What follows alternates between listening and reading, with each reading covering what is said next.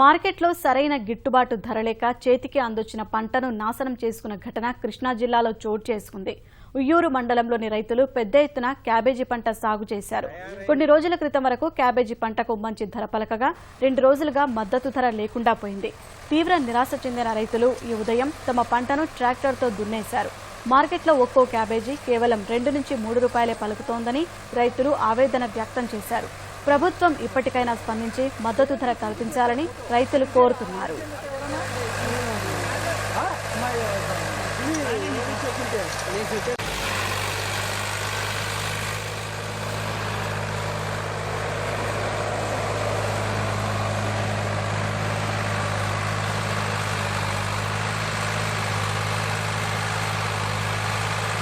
రైతు పరిస్థితి ఏం బాగోలేదు. ఈ రేట్లు లేక వేసింది ఎకరానికి 25 నుంచి 30 వేలు పెట్టుబడి అయిందండి. ఇక ఏమీ గత్యంతరం లేక కొనే నాదులు లేక ఈ రోటోవేటర్ వేయటం జరుగుతుంది. దాదాపు రైతుల పరిస్థితి అందరూ అట్లాగే ఉందండి. రైతు బజార్లో కూడా సరైన ఇదిగా లేకపోవటం, రేట్లు లేకపోవటం. ఎకరానికి 30 వేలు అవుతుంది.